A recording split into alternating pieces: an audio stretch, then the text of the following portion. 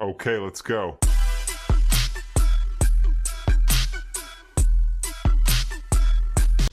Good morning, good afternoon, good evening. कैसे हैं sir आप सब लोग? सर हम बहुत अच्छे हैं। तो जी हाँ, एक बार फिर से welcome to our YouTube channel Jain tutorial commerce coaching classes.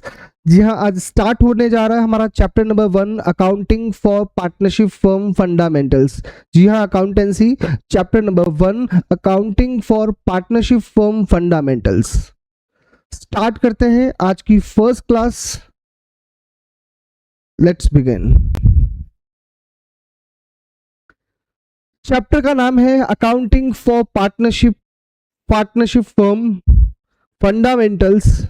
इस चैप्टर को हम स्टार्ट करने जा रहे हैं, but before going to start the chapter number 1 में आपको एक पूरा सिलेबस एक बार दिखाने वाला हूं कि ये सिलेबस हमारा किस तरह से डिवाइडेशन रहेगा according to the CBSE 2026-27 session में। हम लोग किस तरह से हम पढ़ने वाले हैं और हमारा जो 80 मार्क्स का रिटर्न पेपर होता है सर, वो किस तरह से एक्चुअली डिजाइंड है।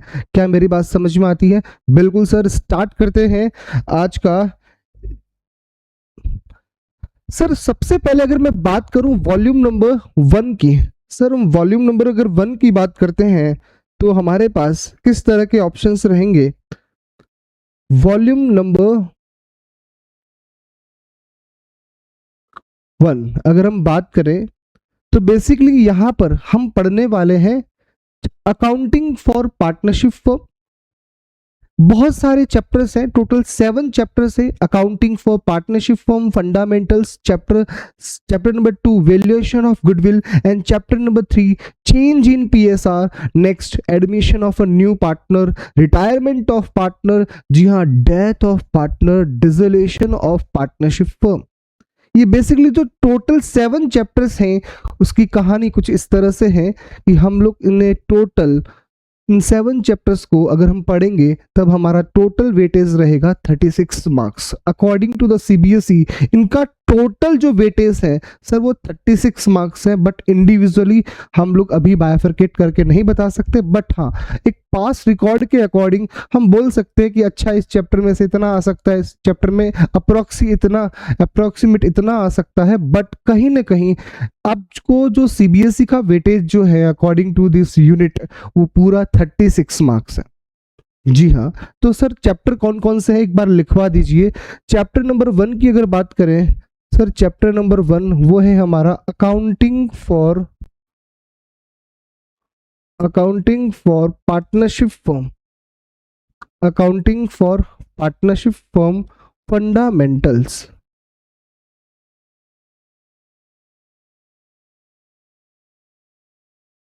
नेक्स्ट सेकंड चैप्टर जो हमारा आता है बेसिकली वो है हमारा valuation of goodwill.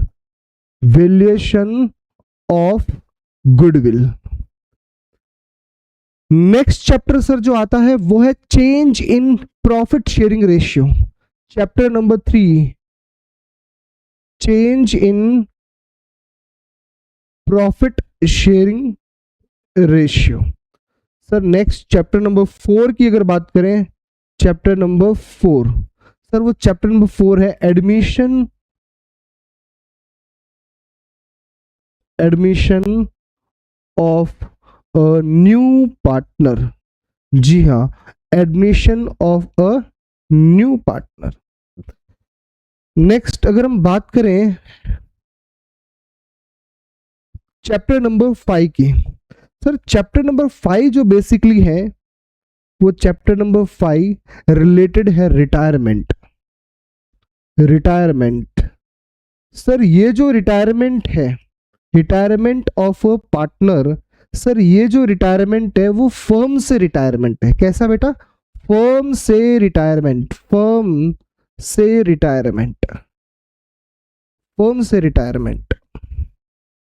Sir next chapter जो आता है वो आता है सर एडमिशन के बाद रिटायरमेंट के बाद जो चैप्टर आएगा, चैप्टर नंबर 6 डेथ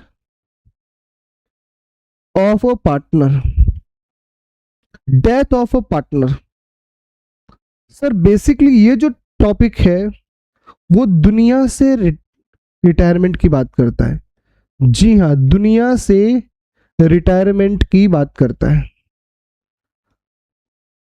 बेसिकली जो क्वेश्चंस मिलेंगे उनकी लैंग्वेज में डिफरेंसेस होगा, बट कहीं ना कहीं अकाउंटिंग जो कॉन्सेप्ट्स हैं वो कहीं ना कहीं सेम आपको नजर आएंगे। चैप्टर नंबर 7 की अगर हम बात करें सर, वो चैप्टर नंबर 7 है, वो है dissolution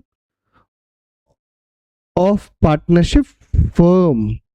dissolution of partnership firm sir, ये वॉल्यूम नंबर फर्स्ट जो है, बेसिकली मैं बात कर रहा हूं टीएस ग्रेवाल 2026-27 के अकॉर्डिंग। अगर हम बात करें, ये वॉल्यूम नंबर फर्स्ट है आपका, जहां पर वेटेज जो रहेगा सर, वो बेसिकली जो वेटेज रहेगा वो रहेगा हमारा 36 मार्क्स। जी हाँ, 36 मार्क्स, 36 मार्क्स। सर फिर नेक्स्ट क्या रहेगा, हम बात करते हैं नेक्स्ट वॉल्यूम नंबर 2। सारे बच्चे एक बार कॉपी कर ले। वॉल्यूम नंबर फर्स्ट इस तरह से सारा सिलेबस रहेगा सर, कॉपी करने की जरूरत नहीं, ऑलरेडी हमें पता है, कोई बात नहीं। हम स्टार्ट करते हैं हमारा नेक्स्ट जो पार्ट है सर। नेक्स्ट पार्ट जो है वॉल्यूम नंबर 2, बेसिकली ये वॉल्यूम नंबर 2 जो है ना सर, बहुत ही वैसे आसान भी है बट वो डिफिकल्ट भी है। सर आपने बोला वो आसान है, फिर बोला डिफिकल्ट है, सर वो कैसे? सिंपल सी बात है, समझ में आया तो आसान, नहीं समझ में आया तो बड़ी प्रॉब्लम है। जी हाँ, बिल्कुल बड़ी प्रॉब्लम है। इस चैप्टर की स्टार्टिंग, जब भी ये चैप्टर, जब भी ये वॉल्यूम नंबर 2 स्टार्ट होगा तो आपको कोई भी क्लास मिस नहीं करना है। एक भी अगर क्लासेस अगर आपने मिस कर दी, समझ जाओ वो आपका नेक्स्ट टॉपिक तब तक ठीक से नहीं बन पाएगा जब तक आपकी प्रीवियस क्लास आपने नहीं देखी होगी। तो प्लीज मेक देम श्योर कि आप क्लासेस रेगुलर लें। चलो सर स्टार्ट करते हैं। चैप्टर नंबर 1 जो है, इसमें बेसिकली अगर मैं वहां लिखा हुआ होगा चैप्टर नंबर 8 लिखा हुआ होगा, but according to volume number 2 वो चैप्टर नंबर 1 है। सर चैप्टर नंबर 8 जो है, बेसिकली हम बात करें कंपनी अकाउंट्स की। सर किसकी बात करेंगे? कंपनी अकाउंट्स की बात करेंगे। सर हम कंपनी अकाउंट्स की अगर बात करें तो वहां पर भी हमें बात जो करनी है वो सर, वो इश्यू ऑफ शेयर्स के रिलेटेड बात करनी है। इश्यू ऑफ शेयर्स, जब हम इश्यू ऑफ शेयर्स की बात करेंगे तो यहां पर हम 4 फीचर भी पढ़ने वाले हैं, री इश्यू ऑफ शेयर भी पढ़ने वाले हैं, और भी कई सारे छोटे मोटे टॉपिक्स हैं जो हम वहां डील करेंगे चैप्टर नंबर 8 में। सर हम बात करें चैप्टर नंबर 9, वॉल्यूम नंबर 2 का जो सेकंड चैप्टर है, चैप्टर नंबर 9, वहां हम पढ़ेंगे issue of debenture. Issue of debenture again वो कंपनी अकाउंट्स का ही पार्ट है, issue of debenture. Sir specific redemption of debenture की बात करें सर, वो टॉपिक पर्टिकुलर हमारे सिलेबस में नहीं है, बट हाँ issue of debenture with the condition of redemption वो पॉइंट हमारे सिलेबस में है। जब चैप्टर आएगा तो उस पॉइंट को भी ठीक से डिस्कशन करेंगे। सर ये दोनों चैप्टर मिला के सर कितने मार्क्स का जो टॉपिक आने वाला है सर, ये आने वाला है लगभग आपका 24 मार्क्स। सर कितने मार्क्स का आने वाला है? 24 मार्क्स। उसके बाद अगर हम बात करें वॉल्यूम नंबर 3 की, सर वॉल्यूम नंबर 3 जो बेसिकली है उसमें अगर हम बात करें टोटलिटी में, वो टोटल चैप्टर्स जो है वो हमारे total chapter 1 to 5, total 5 chapters हैं। बट स्टार्टिंग के कुछ थ्योरेटिकल टॉपिक्स हैं, बट अगर मैं बात करूं उसके अंदर कुछ प्रैक्टिकल चैप्टर्स की, तो बेसिकली जो फर्स्ट चैप्टर जो समझ में आता है वो आता है रेशियो एनालिसिस। जी हाँ, रेशियो एनालिसिस। और नेक्स्ट आता है CFS, cash flow statement, and along with हम बात करेंगे comparative statement, common size statement. There are various tools and techniques to analyse the financial statement, जहां हम वो डिस्कशन करेंगे। बाकी सर ये जो सिलेबस की बात है वो मोस्टली हर बच्चा जानता है, तो हम ज़्यादा इस पर डिस्कशन नहीं करेंगे। बट हाँ वॉल्यूम नंबर जो 3 है वो बेसिकली हमारा टोटल कितने मार्क्स का रहेगा सर? 20 मार्क्स का रहेगा। सर ये तो बाइफरकेशन हुआ हमारा टोटल 80 मार्क्स का। सर कितने का बाइफरकेशन है? 80 मार्क्स का बाइफरकेशन है। मैं आप लोगों से ये प्रॉमिस करता हूं कि आप लोग भी मेरे साथ साथ स्टार्ट कर लीजिए अपनी जर्नी स्टडी की। बिकॉज ऑफ दैट ये अकाउंटेंसी का जो पेपर है, अगर आपने ठीक से समझना चालू कर दिया तो समझ जाइए कि ये चैप्टर, ये सब्जेक्ट, ये आपका अपना हो जाएगा। अदरवाइज आप पढ़ते चले जाएं, कॉन्सेप्ट्स पढ़ते चले जाएं, बट कहीं ना कहीं अगर आपकी उसकी अंडरस्टैंडिंग प्रॉपर नहीं बनी, कॉन्सेप्चुअल क्लियरिटी नहीं बनी, तो आप इस सब्जेक्ट को बहुत जल्दी गिव अप कर देंगे। बट ऐसा होगा नहीं। हम हमारी क्लासेस में रेगुलर वो सारी चीजें प्रॉपरली करेंगे। मैं आपसे भी एक्सपेक्ट करता हूं कि आप सारी क्लासेस रेगुलर लीजिएगा।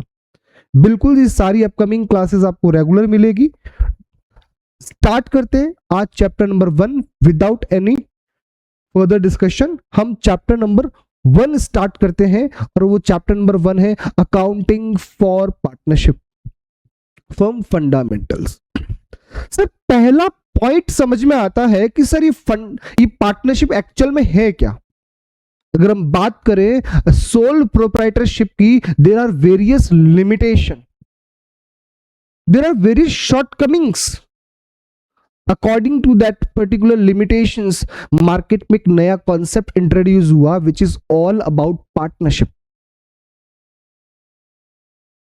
जी हाँ, देयर आर वेरियस लिमिटेशन। कहां पर? सोल प्रोप्राइटरशिप में। सिंपल सी बात है, आप लोग जानते हैं कि एक अकेला पर्सन कैपिटल को खुद लगाता है, मैनेजमेंट खुद करता है, सब कुछ रिस्क एंड रिवॉर्ड उस पर्टिकुलर पर्सन का है। आप मुझे बताइए, कहीं ना कहीं एक अकेला पर्सन सारी चीजों में क्या परफेक्ट हो सकता है? नहीं। तो कहीं ना कहीं मार्केट में एक नया कॉन्सेप्ट इंट्रोड्यूस हुआ which is all about partnership. Start करते हैं chapter number 1 accounting for partnership firm fundamentals. और इसकी फर्स्ट स्लाइड इस तरह से रहेगी। हम पूरे चैप्टर में क्या पढ़ने वाले हैं उसका प्रॉपर पूरा माइंड मैप आपको दे रखे। क्या क्या लर्निंग ऑब्जेक्टिव रहेंगे हमारे, वो सारे हम लोग डिस्कशन करने वाले हैं। सर हमारा जो फर्स्ट पॉइंट है, हम पढ़ने वाले हैं meaning and definition of partnership. Actually partnership है क्या, वो हम पढ़ने वाले हैं। सेकंड बात आती है फीचर्स क्या है उसके, एंड एलिमेंट्स ऑफ पार्टनरशिप क्या है। नेक्स्ट पढ़ने वाले rights of partner, partnership deed क्या सर होती है, उसका मीनिंग क्या है सर, उसकी इंपॉर्टेंस क्या है। ये सारी चीजें डिस्कशन होगी इस टॉपिक के अंदर। सर एक टॉपिक आता है जहां पर पार्टनरशिप डीड बनी हुई नहीं है, पार्टनरशिप डीड बनी हुई नहीं है या फिर कुछ क्लॉज के बारे बनी हुई तो है। देखो फर्स्ट पार्ट क्या है सर, पार्टनरशिप डीड बनी हुई नहीं है, मतलब in the absence of partnership deed और silence of partnership deed. Silence of partnership deed का मतलब होता है कि पार्टनरशिप डीड बनी हुई तो है बट कुछ क्लॉज के बारे में डिस्कशन नहीं हुआ है। दैट टाइम हम लोग क्या करने वाले हैं, हम अप्लाई करने वाले हैं provision of Indian partnership act 1932 के सारे प्रोविजंस अप्लाई करेंगे। सर नेक्स्ट पॉइंट आता है कि अगर कोई पार्टनर फर्म को लोन दे रहा है, बेटा ध्यान से सुनना, एक पार्टनर जो है वो लोन दे रहा है। सर किसको लोन दे रहा है? फर्म को लोन दे रहा है, फर्म को लोन दे रहा है। सर फर्म को लोन दे रहा है कौन? Partner. Loan given by partner. एक पार्टनर लोन दे रहा है फर्म को। आप मुझे बताइए, अगर एक पार्टनर फर्म को लोन देता है तो फर्म उसके बदले में उसे क्या पे करेगी? सर सिंपल सी बात है, इंटरेस्ट पे करेगी। तो सर ये जो इंटरेस्ट का एक्सपेंस है, इसका रिकॉर्डिंग कैसे होगा, इसकी अकाउंटिंग कैसे होगी, वो सारी डिस्कशन इस टॉपिक में होने वाली है। सर एक पॉइंट और भी आता है, एंड करके मैंने लिखा है बाय द फर्म। सर एक तो हुआ लोन कौन दे रहा है? पार्टनर। किसको दे रहा है? फर्म को। सर ऐसा भी तो हो सकता है कि फर्म पार्टनर को लोन दे। जी हाँ, सही सुन रहे हैं आप, फर्म पार्टनर को लोन दे, देन सर अकाउंटिंग क्या होगी, वो सारी डिस्कशन भी इस चैप्टर में होने वाली है। नेक्स्ट बात करते हैं, how to prepare profit and loss appropriation account, partners capital account, guarantee of profit. जी हाँ, मिनिमम प्रॉफिट की गारंटी, वो कुछ कॉन्सेप्ट्स है, वो हमें पढ़ना है इस चैप्टर के अंदर। और लास्ट टॉपिक जो हमें पढ़ना है, it is all about past adjustment. Sir मैं सिंपली बोलना चाह रहा हूं कि मैं बुक के सारे पॉइंट्स आप चेक कर लीजिएगा, 1 to 1 सारे पॉइंट्स कवर करने वाला हूं। ऐसा नहीं है कि आपको 2 टॉपिक पढ़ा दिए, जोश जोश में कुछ टॉपिक स्किप कर दिए, ऐसा नहीं होगा। आप चेक कर लीजिएगा अपनी बुक के टॉपिक्स जो आपकी बुक्स में अवेलेबल है, ऑलरेडी गिवन है, और सीबीएसई का सिलेबस चेक कर लीजिएगा। मैं किसी भी टॉपिक को अपनी तरफ से हटाऊंगा नहीं, सारे टॉपिक्स हम डिस्कशन करेंगे चाहे कितना ही टाइम लगे। सर इस सारे ऑब्जेक्टिव, सारे जो पॉइंट्स है, क्या हम पढ़ने वाले हैं? The answer is yes, simply पढ़ने वाला है, टेंशन लेने की जरूरत नहीं है। स्टार्ट करते हैं फर्स्ट हम, और वो टॉपिक है डेफिनेशन।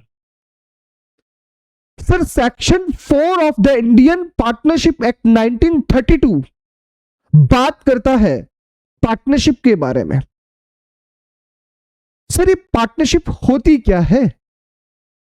सिंपली अगर डेफिनेशन की अगर बात करें तो पार्टनरशिप एक रिलेशन है। सर किसके बीच का रिलेशन है ये? किसके बीच का? Persons who have agreed to share of profit. Main और क्या पॉइंट निकल के आता? Share of profit. Sir share of profit, आगे और लिखा है एक वर्ड, बिजनेस। फिर लिखा है कैरिड ऑन बाय ऑल, फिर लिखा है और any of them acting for all. Definition को ठीक से पढ़िएगा, बिकॉज ये definition section 4 of Indian partnership act 1932 में दे रखी है। मतलब सर लॉ के अकॉर्डिंग आपको पढ़ना होगा, आप अपनी तरफ से कुछ भी एडिशन या डिलीशन नहीं कर सकते। सर क्या है इस ऐसा डेफिनेशन में? सिंपली अगर मैं बात करूं, इस पार्टनरशिप फर्म हम उसे बोलेंगे जहां पर कुछ लोग, मिनिमम एटलीस्ट कितने होने चाहिए? 2। सर मैक्सिमम कितने होंगे? वैसे तो मैं बात करूं maximum number of partner sir वो 50 होने वाले हैं, बट उसका भी एक प्रॉपर डिस्कशन होगा। आप मुझे बताइए पार्टनरशिप जो है बेसिकली वो है क्या चीज, हम वो पढ़ने वाले हैं। पार्टनरशिप एक रिलेशन है बिटवीन द पर्सन जो आपस में प्रॉफिट को बांटते हैं। सर सिंपल एक वर्ड यूज कर रहा हूं, प्रॉफिट।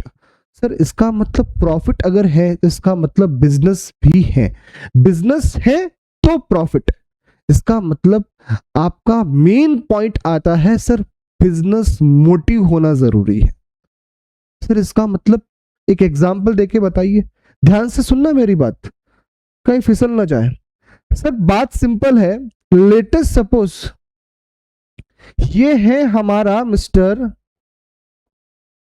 क्या बताओ क्या नाम रखना चाह रहे हो? सर हम बात कर रहे हैं मिस्टर एक्स की, दूसरी हम बात कर रहे हैं मिस्टर वाई की। सर ये दोनों पर्सन मिलके क्या करना चाह रहे हैं? चैरिटेबल एक्टिविटीज करना चाह रहे हैं।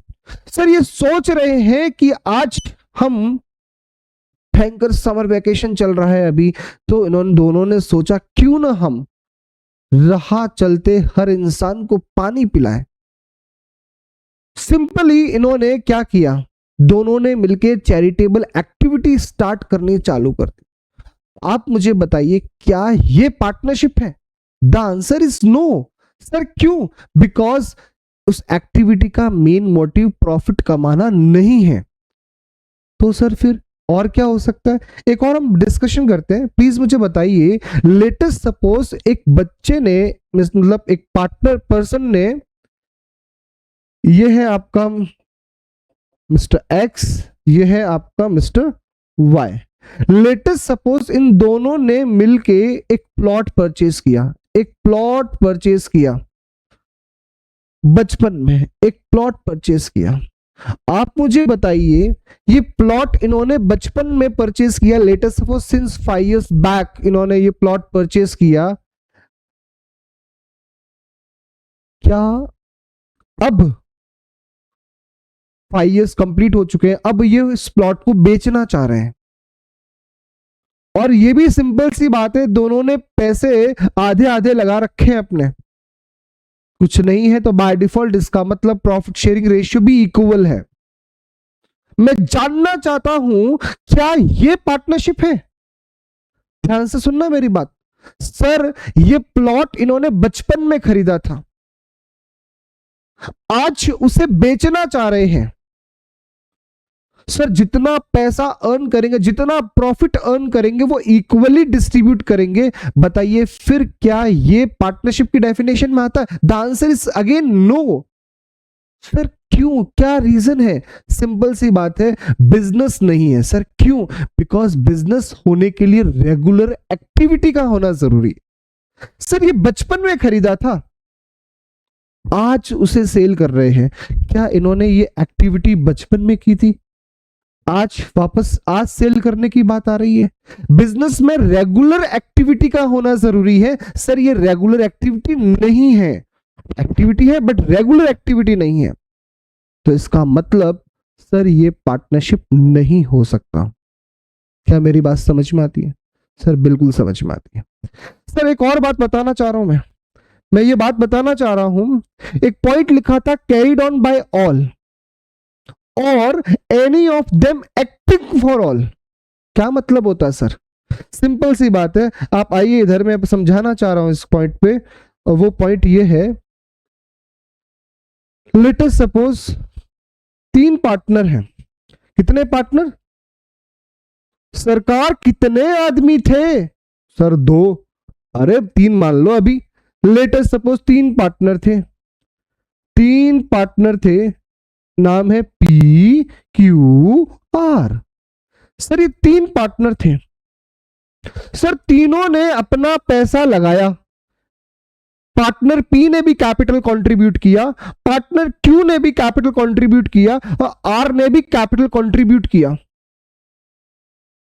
पॉइंट ये है सर तीनों ने पैसा लगाया है, तीनों एक्टिवली काम भी कर रहे हैं, कैरिड ऑन बाय ऑल। जी हां, या फिर मैंने क्या लिखा था, और any of them acting for all. मतलब क्या हुआ सर? हो सकता है इन तीनों में से एक पर्सन, एक पार्टनर एक्टिवली काम कर रहे, 2 पार्टनर जो रिमेनिंग है वो एक्टिवली काम नहीं कर रहे हैं। क्या ऐसा भी चल सकता है? हाँ, बट पॉइंट ये है कि एक पार्टनर जो है वो प्रिंसिपल भी है, एक पार्टनर एक एजेंट भी है। एक पार्टनर प्रिंसिपल भी है, एक पार्टनर एजेंट भी है। इसका मतलब इनके बीच में एक रिलेशन मेंटेन हो रहा है विच is all about mutual agency. हम फिर से डिस्कशन करेंगे इस पॉइंट पे, हम फिर से आगे डिस्कशन करेंगे इस पॉइंट पे कि एक्चुअली म्यूचुअल एजेंसी है तो कैसे। मैंने अभी आपको एक हिंट दिया है कि पार्टनर एजेंट का भी रोल प्ले करता है, पार्टनर किसका रोल प्ले करता है? प्रिंसिपल का भी रोल प्ले करता है। सर बात करते हैं यहां पर, सबसे पहली बात, एक person who enter into the partnership, एक person, a person who enter into the partnership individually वो known as partner। Sir individually आप क्या बोलना चाहोगे उसे? सर पार्टनर बोलना चाहोगे, individually known as a partner but collectively known as a firm। Sir कैसे? लेटेस्ट सपोज 3 पार्टनर, जैसे मैं बात करूं मिस्टर एक्स एक पार्टनर है, मिस्टर वाई एक पार्टनर है। सर इंडिविजुअली मिस्टर एक्स को क्या बोलने वाला हूं? पार्टनर बोलने वाला हूं। मिस्टर वाई को क्या बोलने वाला हूं? पार्टनर बोलने वाला हूं। बट कलेक्टिवली क्या बोलने वाला हूं? पार्टनरशिप फर्म बोलने वाला हूं। जी हां, कलेक्टिवली में क्या बोलने वाला हूं? पार्टनरशिप फर्म बोलने वाला हूं। The name under which business is going on which is known as a firm's name. क्या मेरी बात समझ में आती है सर? बिल्कुल समझ में आती है सर। सिंपल सी बात है, इंडिविजुअल पर्सन को आप क्या बोलने वाले हो? पार्टनर। बट कलेक्टिवली क्या बोलने वाले हो? Partnership. Firm, the name under which business is going on, which is known as a firm's name. Okay, next.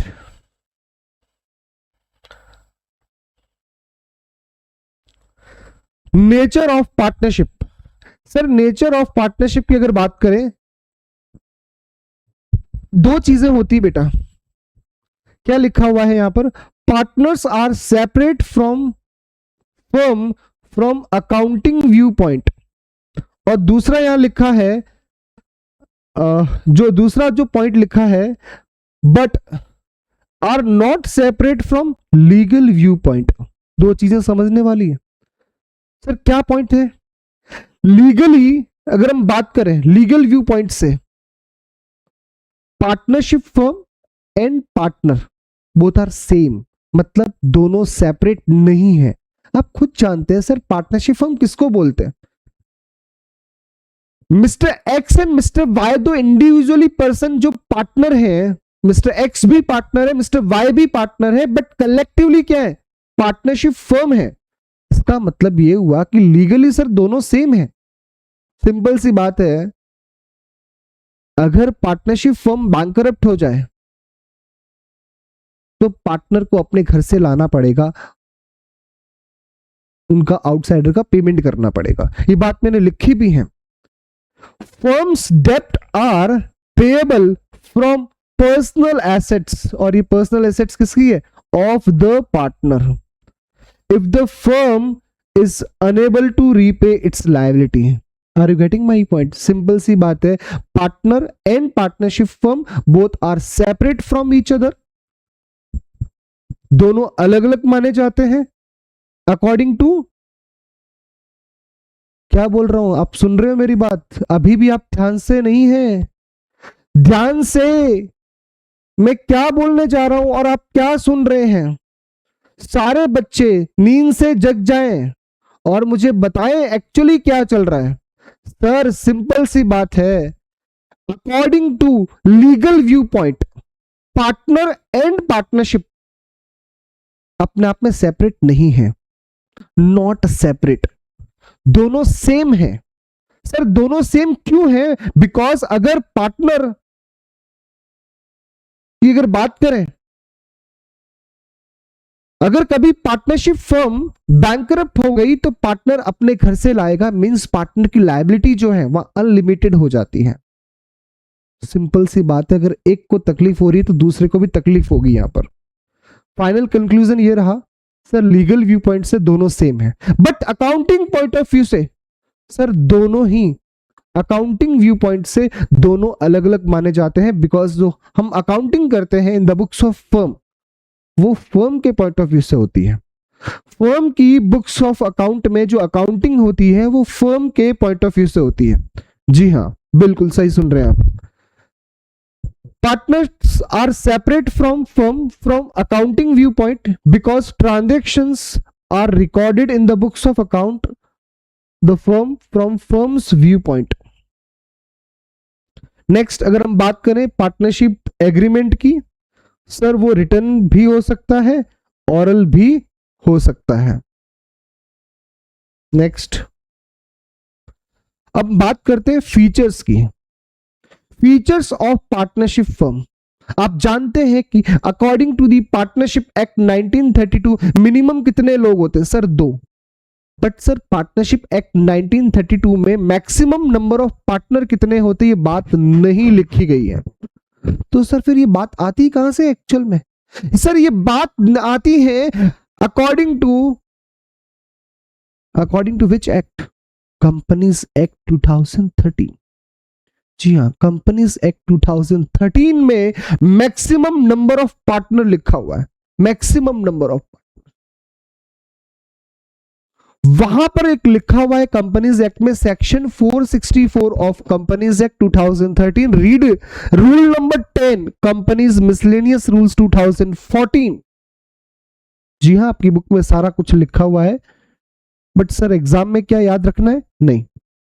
आपको सिंपली ये याद रखना है, according to companies act 2013 maximum number of partner is equal to 50। But अगर पूरे act की अगर बात करें, पूरे सेक्शन की बात करें, तो वहां सिंपली लिखा हुआ था section 464 empower the central government. And central government के पास पावर कितनी थी पता है आपको?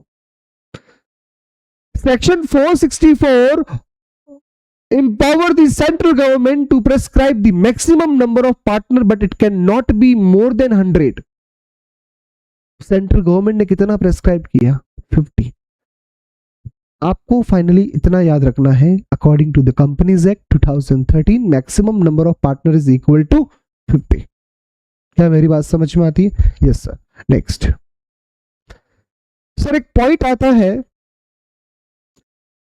पार्टनर कौन बन सकता है? पार्टनर कौन बन सकता है? सर कोई भी इंसान पार्टनर बन सकता है as per Indian contract act 1872। Sir दुनिया में जितने भी लोग हैं वो सारे के सारे पार्टनर बन सकते हैं एक्सेप्ट समथिंग समथिंग। सर वो समथिंग क्या? डिस्क्वालिफाइड बाय एनी लॉ, किसी भी कानून के तहत किसी को अगर निष्कासित किया गया है, निकाल दिया गया है, डिस्क्वालीफाई किया है, वो सर पार्टनर नहीं बन सकता because they are not competent to contract. वो कॉन्ट्रैक्ट करने के लायक ही नहीं है। सेकंड अगर बात करें, अनसाउंड माइंड, पागल व्यक्ति के साथ कॉन्ट्रैक्ट कर पाओगे आप? सर बिल्कुल नहीं sir, because they are not competent to contract. Sir वो कॉन्ट्रैक्ट करने के लायक ही नहीं है। और थर्ड पॉइंट जो आता है बेटा, एक आता है माइनर। बट नॉर्मली अगर बात करें तो माइनर दे आर, वो कॉम्पिटेंट टू कॉन्ट्रैक्ट तो नहीं है, बट एक प्रोविजन अलग से दिया हुआ है कि माइनर जो है उसके साथ पार्टनरशिप की जा सकती है only for the purpose of profit. मतलब माइनर जो है वो प्रॉफिट में तो शेयरर बनेगा बट लॉस के केस में नहीं बनेगा। ये बात आप अलग से ध्यान में रखेंगे। मैंने लिखा भी है, a minor not competent to contract. वैसे तो माइनर कॉम्पिटेंट टू कॉन्ट्रैक्ट नहीं है but can become a partner in a firm but only for the profit, not in losses. Sir agreement जो है क्या ऑरल भी हो सकता है? हाँ। क्या रिटर्न भी हो सकता है? हाँ। सर इस एग्रीमेंट में एक्चुअली क्या है, पार्टनर्स के बीच में, पार्टनरशिप फर्म के बीच में जो कुछ भी डिसाइड हुआ है, description of the partner, description of the firm, उनकी डिटेल्स, आईओसी किसको मिलेगा, कितना मिलेगा, सैलरी कितनी मिलेगी, कमीशन कितना मिलेगा, बोनस कितना मिलेगा, प्रॉफिट शेयरिंग रेशियो क्या होगा, सब कुछ each and everything mention in the agreement. Sir agreement जो है ना बेसिकली वो ऑरल भी अलाउड है, रिटर्न भी अलाउड है, बट आज की डेट में अगर आपको फ्यूचर डिस्प्यूट से सेटल होना है, फ्यूचर में अगर कोई डिस्प्यूट हो जाए और आपको ठीक से सेटलमेंट करना है उसका प्रॉपर, तो रिटर्न में होना जरूरी है। बट क्या दोनों अलाउड है लीगली? हाँ दोनों अलाउड है, ऑरल भी अलाउड है, रिटर्न भी अलाउड है। बट रिटर्न एग्रीमेंट को हम लोग प्यार से क्या बोलते हैं? पार्टनरशिप डीड बोलते हैं।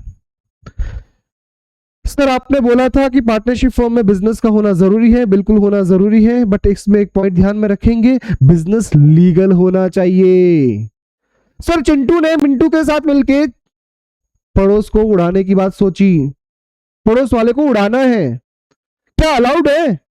सर मिलके काम कर रहे हैं, किसी से सुपारी मिली है कि भाई पड़ोस वाले को उड़ा दो, क्या आप उड़ा सकते हैं?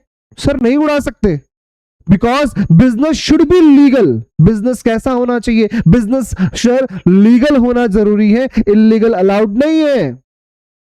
सर नेक्स्ट पॉइंट क्या आता है? म्यूचुअल एजेंसी, जो हमने ऑलरेडी बात कर दी है कि पार्टनर्स जो है वो प्रिंसिपल का रोल भी प्ले करता है एंड ऑल्सो एजेंट का भी रोल प्ले करता है। Profit and losses are shared by the partner. Liability जो पार्टनर की होती है वो कैसी होती है सर? अनलिमिटेड होती है, अनलिमिटेड। मतलब पार्टनरशिप फर्म बैंकरप्ट हो जाए, पार्टनर को अपने घर से लाना पड़ेगा, पार्टनर को अपने घर से लाना पड़ेगा। अपनी एसेट्स जो पर्सनल एसेट्स हैं वो फर्म के डेट चुकाने में काम आएगी।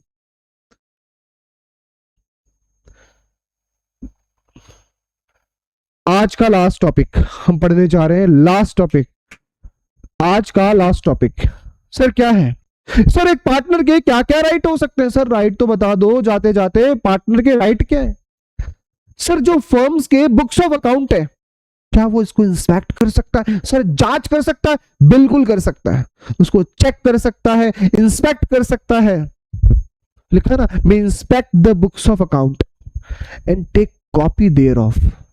फर्स्ट पॉइंट क्या था वैसे? Every partner may participate in the management as well as business को कंडक्ट करने का भी राइट है, एक्सेप्ट द माइनर पार्टनर। ये आपको अलग से ध्यान में रखना है। Next, profit and losses shared in the agreed ratio. हाँ, इनके बीच में profit sharing ratio already agree होना चाहिए। सर अगर ऑलरेडी एग्रीड नहीं है तो सर हम इक्वल रेशियो मानेंगे। क्या मानेंगे? Equal ratio. If the rate of interest on loan by a partner is not agreed, it is allowed at a 6% per annum। हम ये डिस्कशन करेंगे आगे भी जाके। अगर कोई पार्टनर फर्म को लोन देता है, पार्टनर किसको लोन दे रहा है? फर्म को। सर रेट या तो एग्रीड होनी चाहिए, अगर रेट एग्रीड नहीं है तो बाय डिफॉल्ट आप कितना लेंगे? 6% पर एनम। मेरी बात को ध्यान से सुनना। या लोन कौन किसको दे रहा है? सर पार्टनर फर्म को लोन दे रहा है, फर्म उसके बदले में अगर कोई रेट ऑलरेडी डिसाइड है तो आपको वो यूज करना है। अगर वो रेट ऑलरेडी डिसाइड नहीं है तो 6% पर एनम लेना है। कब? जब लोन कौन किसको दे रहा है? पार्टनर फर्म को दे रहा है। If required a partner may act according to his best judgment. Okay, ये नॉर्मल बात है। A partner may or may not allow admission of a partner. He or she may retire by giving notice to other partner. Simple सी बात है।